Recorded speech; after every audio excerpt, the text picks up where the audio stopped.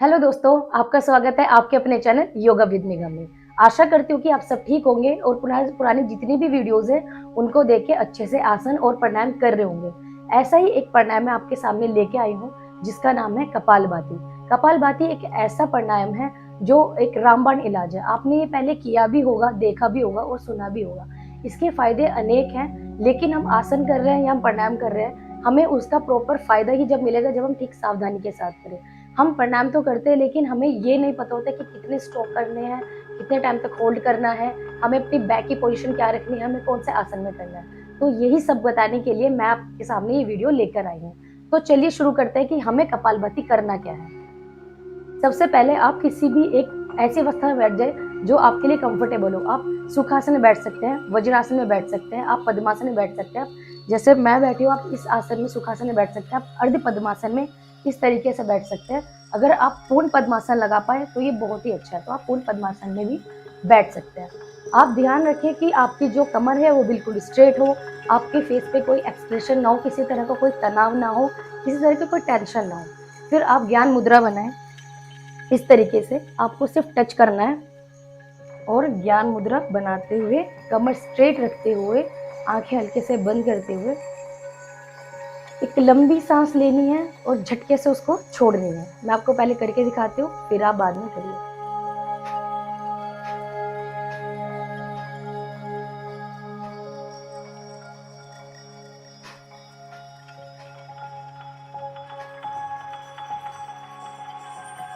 अब आप एक बार मेरे साथ करिए।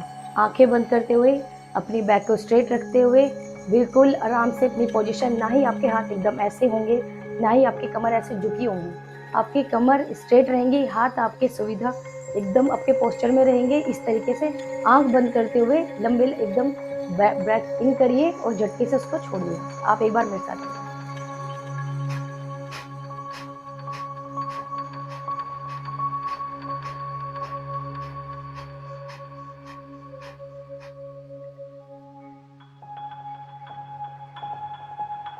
जब हम शुरुआत कर रहे हैं तो आप इसको 30 से 100 बार का स्ट्रोक कर सकते हैं, लेकिन आप ये बार बार बढ़ा सकते हैं। आप ये दिन में कम से कम 5 मिनट करें, यानी 300 से 500 बार तक। लेकिन जब कोई बिगनर्स है, वो स्टार्ट कर रहा है, तो एकदम से वो इसको इतने स्ट्रोक ना करे, वो 30 से 35 का ही स्ट्रोक करे।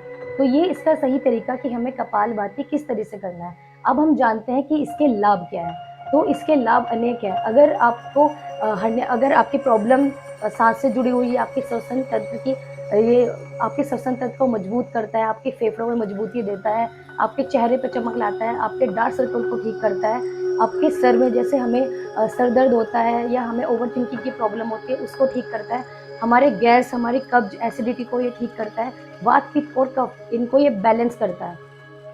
सबसे अच्छा ये है कि जब आप ये करते हैं तो आपका मन शांत रहता है, आपको शांति का अनुभव होता है, आपका ऑरा पॉजिटिव हो जाता है। आपको किसी-किसी को भूलने की आदत होती है या फिर बुढ़ापे में आते वक़्त हमें ऐसा होता है कि हमारी याददाश्त कमज़ोर हो जाती है, हमें चीज़ें हम रख के भूल जाते हैं। तो अगर हम इसका अभ्यास करेंगे तो हमारी जो माइंड है वो स्ट्रॉन्ग होगा। बच्चों के लिए आसन बहुत अच्छा है, क्योंकि वो अपनी पढ़ाई में कंसंट्रेशन कर पाएँगे, अपनी पढ़ाई जो वो कर रहे हैं उनको याद रखेंगे, उनकी बुद्धि और उनकी समझ वो इससे बढ़ेगी। इसके फ़ायदे काफ़ी सारे, यही नहीं, इसके अलावा भी काफ़ी सारे। गर्भवती महिला अगर इसको करे तो उनको दर्द कम होता है। पीरियड्स के टाइम हमारा जो बहुत ज़्यादा पेन होता है वो इससे कम रहता है।